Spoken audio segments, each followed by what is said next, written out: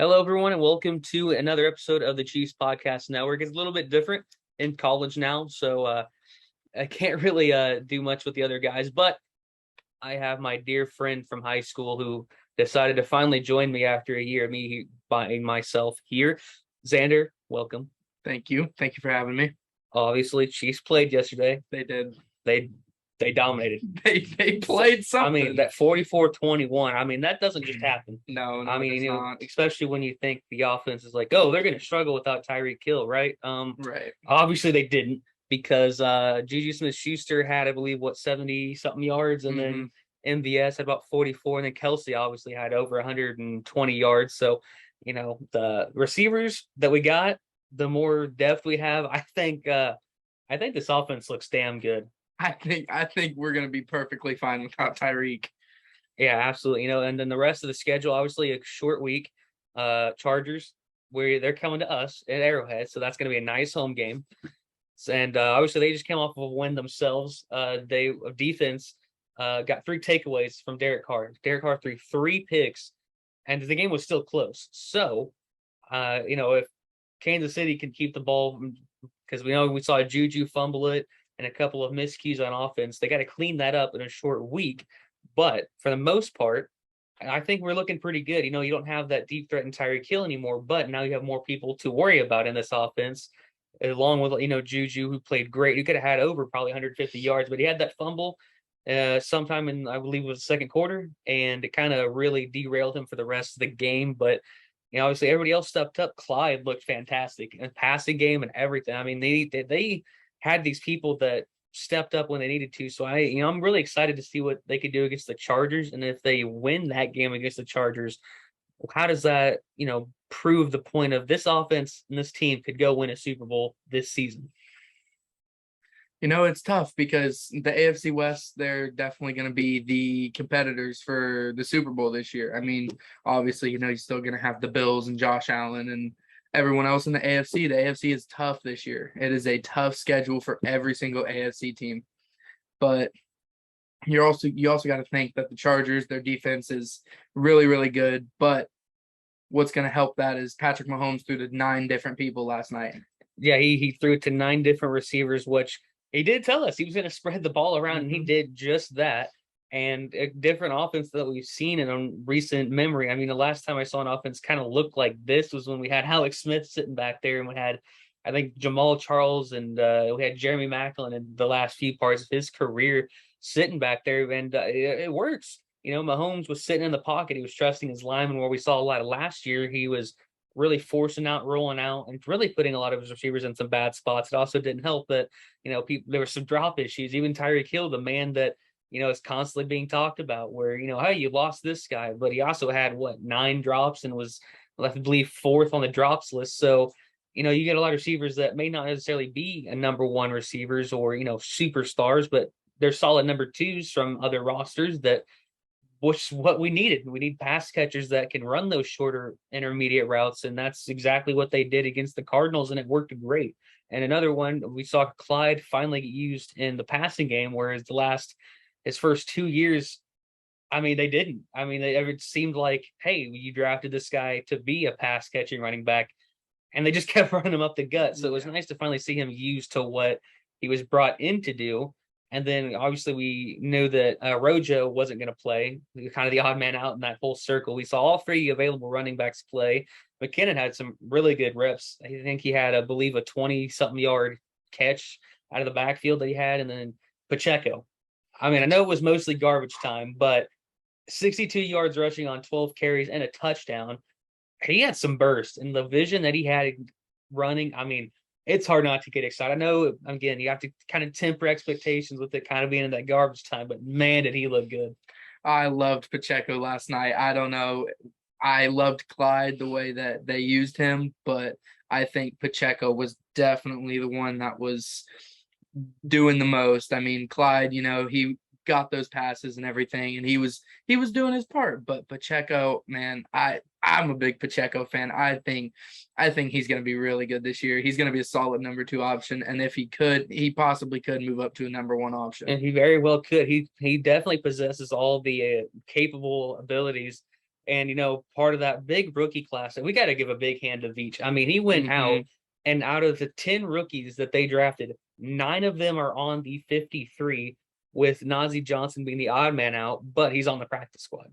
So, I mean, that's a great draft. I mean, I think we saw yesterday, I think we saw every single rookie play to some sort of manner and look pretty damn good. You saw Sky Moore have that 30-yard catch off the wonder catch that he had the whole game, but that was an impressive 30 yards. Yeah. I think it was just a little, maybe 11-yard route that he ran and a little slant, and he got so many yards after the catch. And then Karlaftis, I believe he had 6 total pressures yesterday, which, if I read it correctly, ties him for first in pressures in the league. And obviously they didn't get to Kyler, which he kind of runs around like a 1-year-old cat, but they did good with the pressures, and I thought the secondary looked great. Obviously McDuffie, and I believe in 21 passing situations, not a single one was thrown toward his direction. So I mean, the nickname we gave him, Trenterception McClamps. We didn't get the Trenterception part, but the McClamps part was very evident. And 21 passing plays are available. He just never got the pass thrown to him. So, unfortunately, hamstring injury and such a short week to the Chargers, that's going to be a bit of it's going to suck. I have not having out there, but Jalen Watson, another one of the rookies, came in and stuffed it up pretty well.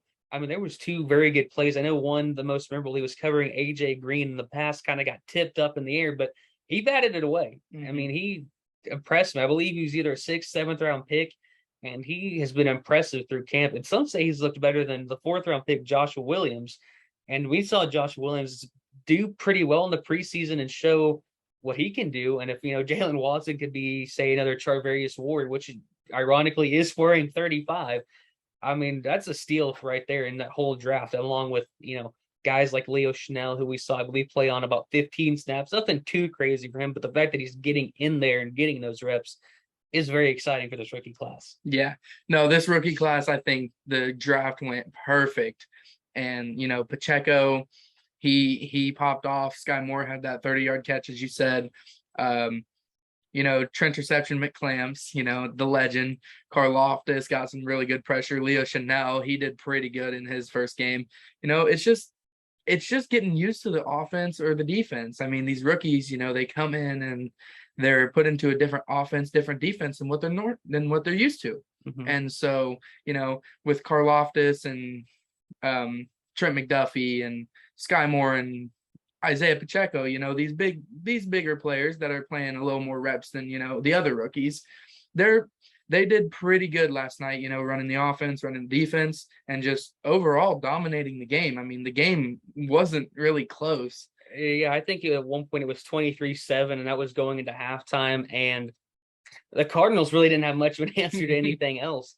I mean, they ended up putting 44 points up on them, and I think 2 of the touchdowns they had were within the 4th quarter, so garbage time. So not a whole lot was going on for that Cardinals offense. Granted, an offense that's playing without DeAndre Hopkins and their 2nd-year receiver in Rondale Moore, but I mean, you don't put up 44 points on a team and still don't think, hey, we might have won this game no matter what. Right. But yeah, Kyler, he tried his best. He didn't really, he ran around quite a bit, and that kind of limited the sacks that the defense could get. I think Carlos Dunlap had one of them, and then L'Jarius Sneed coming off that corner blitz thing, and man, I love kind of seeing him come off flying off the edge with that. And then the defense, wrapping up tackling is some of the issues that I still see, which had kind of been pretty evidence in these Spags defenses, that some of the wrapping up is a little tough to watch at times. The run defense looked a lot better. But again, big thing, they just have to learn to wrap up and tackle, because I don't think I could watch the whole other season with some arm tackling. I mean, that was a huge gripe last year, just watching these people just, throwing arms out there, trying to push them down. And you can't really have that. It's got to be a physical defender. And, I think, as they progress the year, hopefully that's something that they can fix, because it's such a, I don't want to say easy fix, but I'd rather have, them not being able to wrap up and teach that, get them better at it than anything else. Like just, all this guy's just too slow to, keep up with these guys. So, it's the small stuff that could easily be fixed that they need to work on. And that's kind of been again, a big problem with these Spags defense is that sometimes it's the smaller problems that lead to the big issues. But I think for the most part, the defense played great. The rotation they have going in, we expected to kind of see Dana up more instead of Karloftis, but I think Karloftis played a good majority of that game. I don't have the statistics on snap count with me, but I could certainly get it. But again, seeing him being able to step up in a big moments and get pressures. I mean, there was so many times last night that it was like, oh, this is Karloftis, this is his first sack right here, or this is where it's going to be, and then he just Kyler ran away from him, which is Kyler Murray. I mean, he's gonna run around like a 1-year-old that who just learned how to walk. So I mean, the memes over the offseason. Yeah. He's a child. He's a child. He needs to study more. Needs to get his tablet out. Yeah, get the tablet out. Looks like Karloftis played 78% of defensive snaps, which is about 51 snaps. So out of most of it, he played pretty well. I mean, that's up there. 78%, I believe, is the most out of anybody out there. Chris Jones played only 60. So he played the most defensive snaps out of everybody out there. I believe only L'Jarius Sneed had more than him. I believe 88% L'Jarius Sneed. So Sneed played more, but the fact that a rookie in Karloftis is playing, a good majority of the game and being productive, it wasn't like he was quiet. Obviously, no sacks, but you can't discredit that he has a high motor for one. I mean, there is just no quitting that guy. He will find a way to get to that quarterback by any means necessary. And I can't wait to see. It'd be great to see his first sack go against Justin Herbert, just to kind of get that adrenaline pumping in a Thursday primetime at home at Arrowhead. Boy, that's going to be exciting. That stadium will go wild if George Karloftis gets his first sack against Jay Herbo in Arrowhead. Oh yeah, it's gonna be a good game. I think basically, like you said, we need to work on handling the ball more. Wrapping up, tackling, because Austin Eckler, Keenan Allen, Williams, they're tough to tackle, and you're gonna have to wrap them up and drive them into the ground if you want to get them down. And Joey Bosa, Khalil Mack, Derwin James, J.C. Jackson, they hit pretty hard. So if you don't hold on to that ball, it's going out flying and they're going to recover it. Yeah, and another thing for the injuries, I know for the Chargers, Keenan Allen dealing with a hamstring injury. It's probably unlikely he'll play. Probably the same way with Trent McDuffie. Both of those guys probably going to be out. Now, J.C. Jackson earlier, or kind of later, right before the preseason, down the middle of that, he had ankle surgery, and he was going to be out about 2 to 4 weeks. Now, he didn't play against the Raiders. Now, that could be that he wasn't, not that he was still recovering, but maybe just to rest him enough so we could play in that Thursday game. So, which makes a lot of sense. You want to have your best players ready and don't want to get them hurt before a big game like that in such a short week.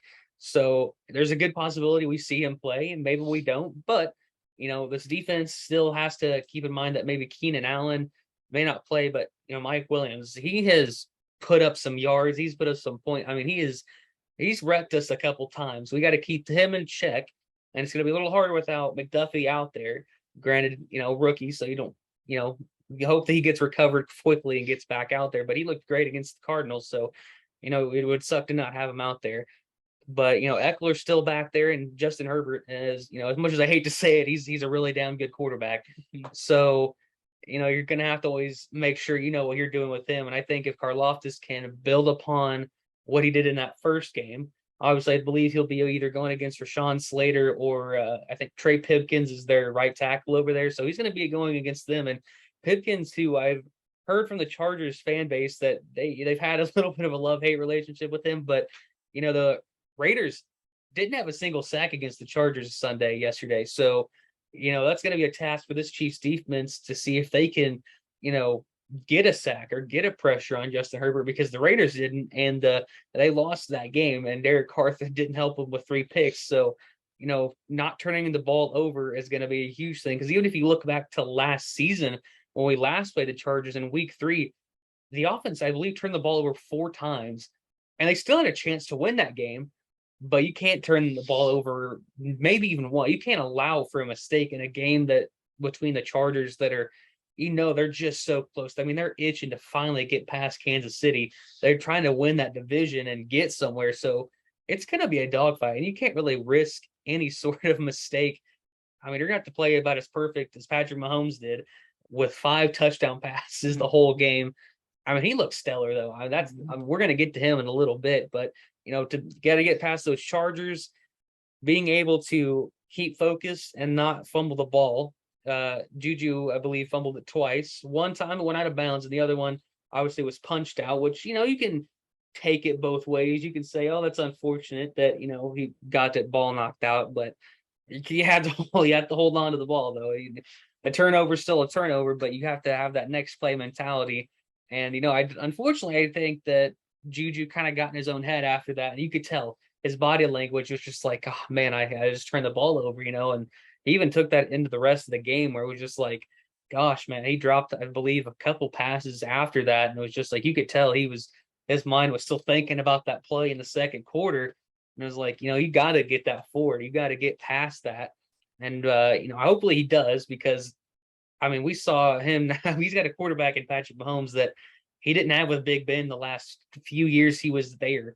So, I'm excited to see if Juju can, step it up again, because we're going to need him. We're going to need him to get out of his head and get out there and perform. And another underrated one, a guy that didn't get talked about enough, was MVS. Obviously, that was pretty of a controversial, not really controversial, but the fact that MVS, we were worried about drops all last season, and we bring in MVS, who Packers fans probably know all too well, he would drop passes, but for the most part, he looked really good. I don't think he dropped a pass. I think it was 4 for 4 yesterday. Granted, most of it was more those shorter routes, which is fine by me. If it gets him the ball, I know he's fast. He's no Tyreek Hill, but he's still faster and straight speed. And they tried an end round with him yesterday, which it didn't quite work so well. He's straight speed fast, but that lateral speed isn't. Yeah, he can't get around the edge very well. But I think if he has another decent performance like that, that'll help the Chiefs out a lot. But you already know that Travis Kelce is going to be the main target, and now Derwin James is going to be covering him most likely. That's what they've been doing. And, we've seen those matchups kind of evolve. Last year, it was pretty tight knitted. Anytime that Derwin James would come out, suddenly Travis Kelce is just all over the place. He's tearing up that defense back there. So that's going to be a matchup to watch to see if Travis Kelce can maneuver around Derwin James out there roaming. But I think the offense, it probably looked the most efficient I've seen it in a long time compared to where we were at last year. Yeah, I definitely looked 10 times better and more efficient.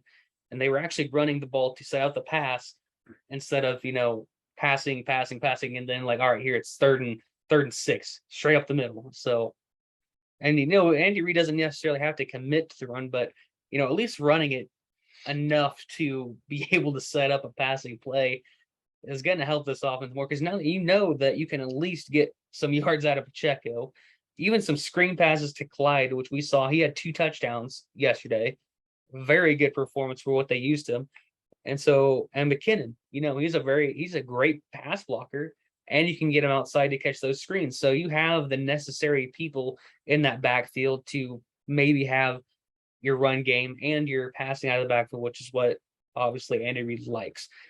Now for the Chargers side of it, Justin Herbert looked pretty good. I think he threw 3 touchdowns yesterday, 24-19 winning over the Raiders. And they're like I said, they want to beat us so bad. They're trying to get over that hump to try to beat us for the division. And if they've got the Khalil Mack over there, they've got Joey Bosa, who has definitely been needing help across from him, because that defense entirely, when Bosa is either not able to do anything, that defense looks pretty bad. So now you go and get Khalil Mack, who they pretty much got for pennies on the dime, really. I think it was like a second and a 5th round pick they gave up. So, I mean, granted, they took on that huge contract, but still, that's a great player in a defense that'll use him to the best of his ability instead of try to use him as an outside linebacker. And obviously, Chiefs, Trey Smith is hurt. Not real sure what's up with him yet. I haven't seen anything, and we probably won't know anything until tomorrow, until I hear something from Andy Reid. But it's gonna suck. You already have Andrew Wiley playing your right tackle, which he's gonna be over, Bosa or Khalil Mack. So I'd rather have Trey Smith over there helping him out. But even if we don't, it's going to be Nick Allegretti over there, which I think Allegretti's he's a really good backup, but I just don't trust him enough to be there when we're playing against a team that has two very good pass rushers. Yeah, that offensive line, I mean, it's going to be tough. It's you got Khalil Mack and Joey Bosa on that edge, and it's going to be tough for those tackles and those guards if they start double teaming, and they might have to. I mean, Joey Bosa, he's fast and strong, and Khalil Mack, he has some strength that is unreal whenever rushing at the line. So it's going to be all about teamwork on that offensive line. Even with Trey Smith out, I mean, I think it'll definitely come down to how well the team can work together. And I wanted to mention it actually because the O-line last night, they looked beautiful. Like they were amazing. They got some holes open for Pacheco, for Clyde. They gave Patrick plenty of time to throw the ball. And I like the way Andy Reid's doing it because now that you have these three tight ends, you have Gray and you have Kelsey and Fortson, and he got a touchdown pass yesterday too, and a little kind of comeback route because of short pass. But yeah, he played really well in the preseason, and even to last year before he got hurt, I think he had 2 touchdowns, and I mean he was slowly working into being more involved. And then that Washington game comes around, he mosses a defender, and then I think a couple drives later, he goes down to the ground, and it's like, uh-oh, there's something wrong, and it's Achilles. I'm like, well, crap, man, that's the end of his season. You just hope the best for him. But he came back, and he was hungry, and he came back and played really well in the preseason. Week 1, he comes up, catches a touchdown pass. So I'm excited to see what he can finally do on a full season if he can get that far through it. I hope he does because he could be another great weapon for Mahomes, who he last season, that new offensive line, he came off of the Super Bowl where he ran for like almost 500 yards just to get away from a sack.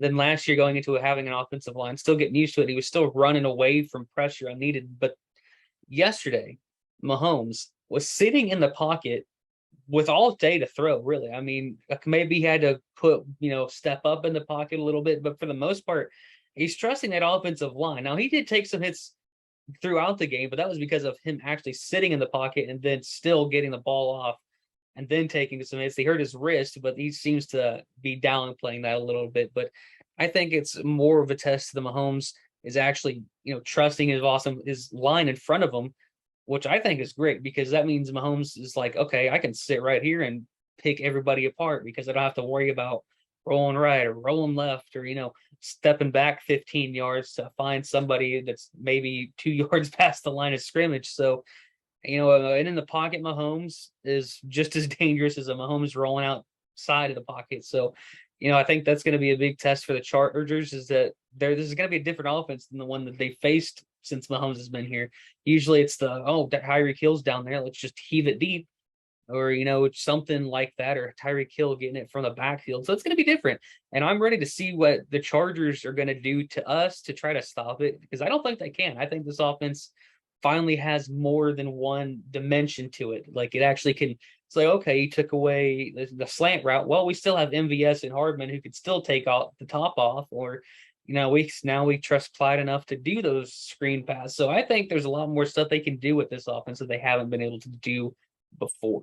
Yeah, this offense is looking fired up and ready for another Super Bowl. I mean, this offense is deadly. And if they can keep going and keep working hard and just keep picking people apart, that offensive line can just keep giving Patrick that time in the pocket. I think this offense is going to be the one to stop this year.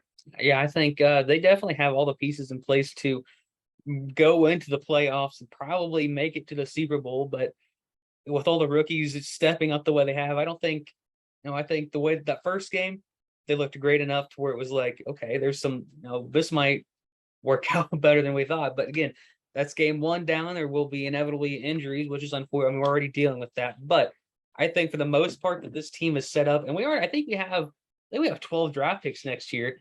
The draft is in Kansas City, so we're going to have a first-round draft pick no matter what. Yeah. But, yeah, you give this team another 12 draft picks to bring in here, I mean, this team's going to be dangerous. They finally have some room to maneuver with people.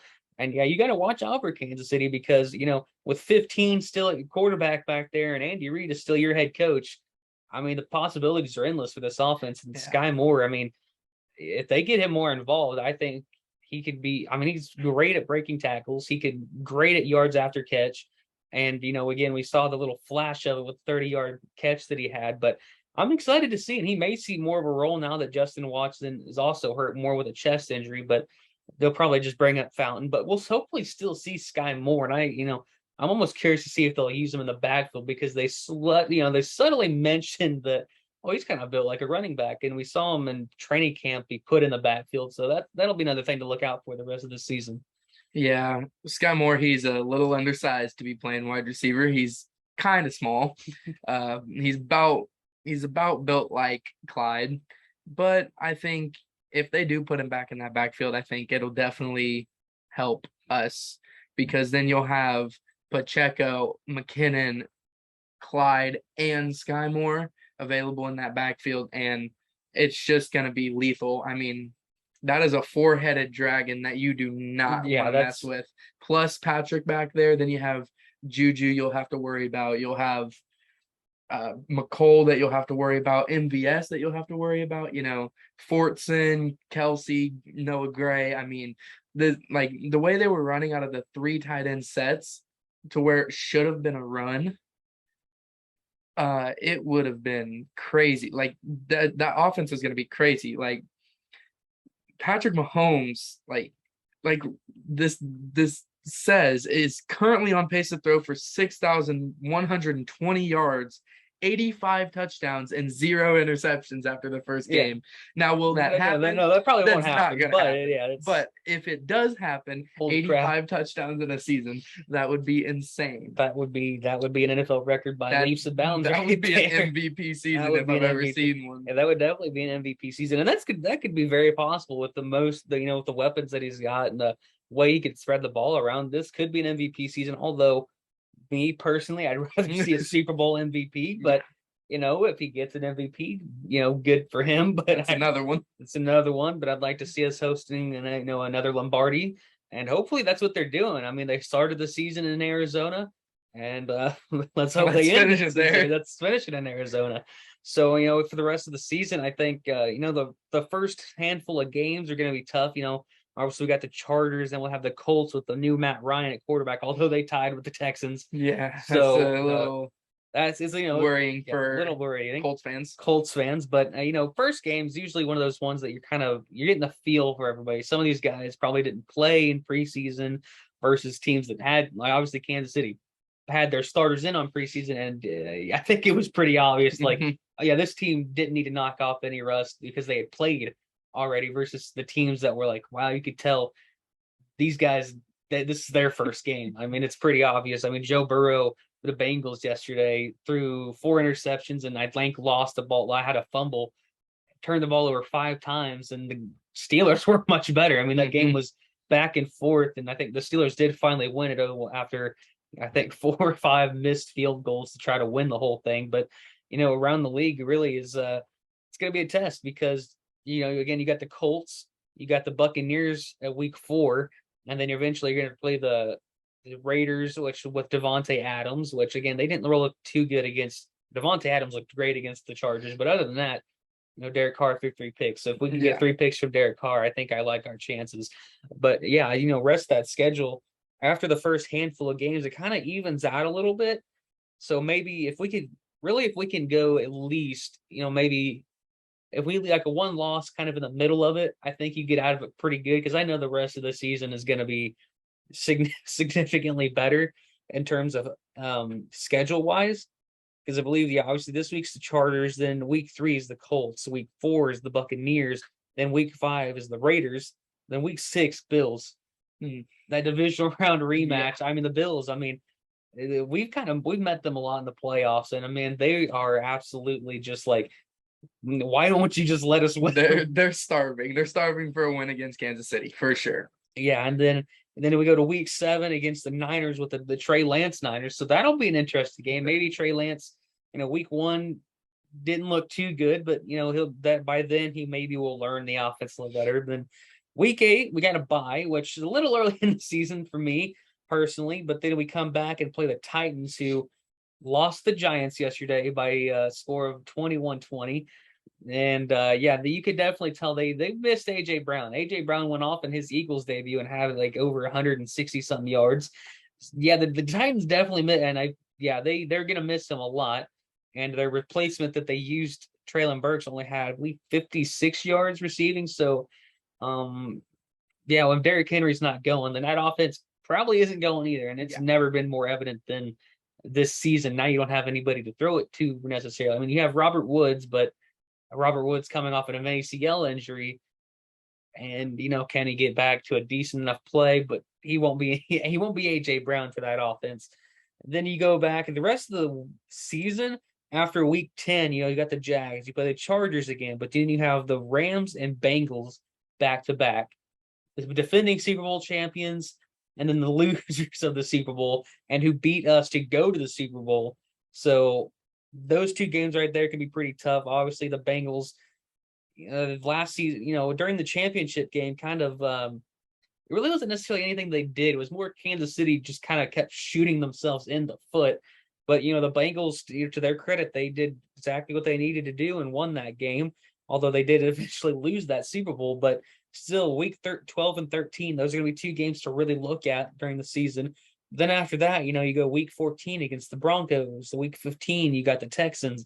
Then you go week 16, Seahawks, and then 17, you go to Broncos, and then finally you end it off against the Raiders. So, the last 10 games there, it looks pretty. Those are all pretty winnable games. So the first 5-6 weeks here in the season is going to be a true test to get this team ready, because these are, Bills, Buccaneers, the Chargers right off the bat. These are teams right now that it's like, let's get this out of the way, and if we can win, I like our chances later on, because those teams are, probably not quite up to the level of competition that you're gonna face right now. And I think this is going to be a great test for this team. And if they can get, if they maybe walk out of it with maybe a loss or two, I think that's been a pretty successful first half of the season, in my opinion. Yeah, the season is going to be terrible. Like, it's going to be tough for them. It's going to be mentally tough and physically tough on them, because they're facing some really hard hitters, really heavy offenses, heavy defenses. And so if they can come out of this with around 1 or 2 losses, I think I like our chances in the postseason, because most of these teams we're facing now are teams we're going to see in the postseason. Teams we're going to see. So we can at least get some wins on some of these teams that for sure you're going to see in the playoffs. I think that's going to set you up a lot better. And then the Chiefs this offense in the postseason and the defense in the postseason, we have seen them play a lot better. Obviously, aside from that Bengals game and the championship game, which was very wishy-washy, kind of, it hurts to think about and going back and watching, because you're just like, there's some things you just go back and look and like, God, it was such an easy fix. But and even on the NFC side, really, they're a top-heavy division over there, or conference, I should say, because you got the 4 teams that are really good, and after that, it's kind of like, well, maybe that team makes it. You could probably put them up there, but it really is. Once you get past this AFC and in the division we're in, the West, if you can get past that, I like the chances that they have to go win a Super Bowl.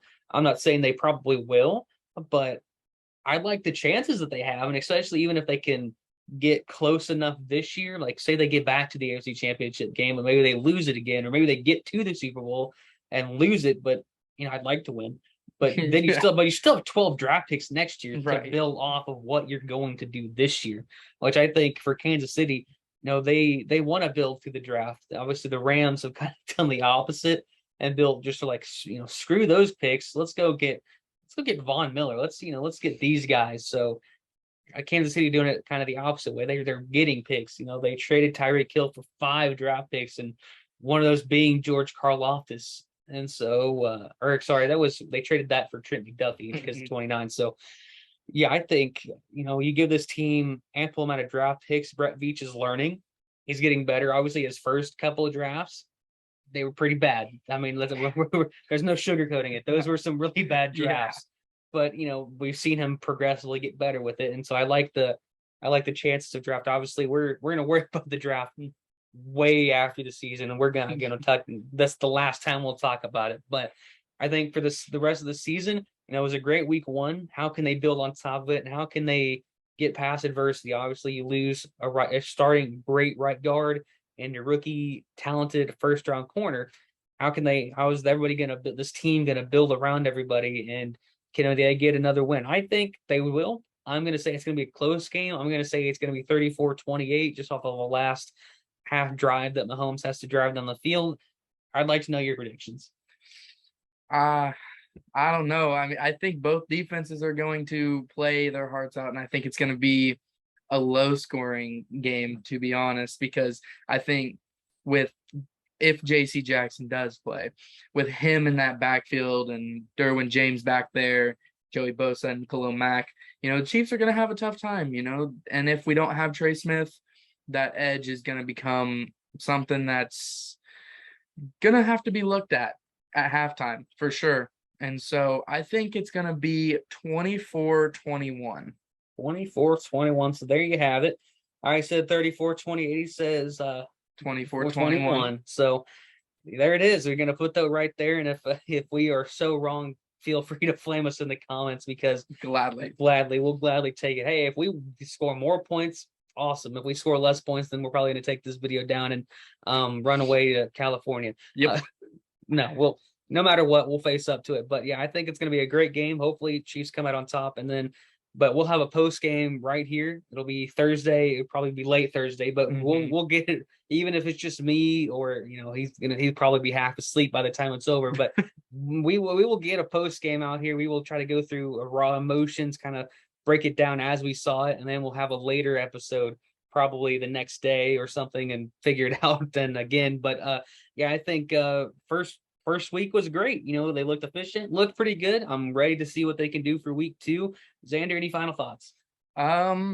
I did want to mention, because you mentioned our schedule with having to go against the 2 people who were in the Super Bowl last year. They both lost this week. They did indeed. They lost week 1, and the Super Bowl champions did get smacked. They got beat up pretty bad. Yeah, and so I think this season's definitely going to be a test for everyone, for every single team in the NFL, because you're going to be playing these teams like Josh Allen, like with the Bills and the Rams and the Bengals, Bucks, Packers, Chiefs, Chargers, everyone's going to have these star caliber players that you're going to have to try to do something with. So with that being said, it's going to be a test, a very, very mental test on who can come out on top and who falls at the occasion. Yeah, who falls at it. And usually you could pretty much tell the teams, but this season it may be a little tougher. Some of those lines might be a little more vague, but I'm ready for the season. I'm ready for this first. Having the NFL back finally was great. It was fun time. It was fun times. I hope Kansas City at the end of it is sitting on top and getting back to the NFL's highest summit right there with the Super Bowl win. But this has been a pretty good day. I think Victory Mondays always feel really good. Yes, so with that being said, this has been the Chiefs Podcast Network. I'm Jaden Varner, along with Commander Zitch, Zander Mitch, Z Money, whatever you want to call him. And we'll see you next time right here on the Chiefs Podcast Network.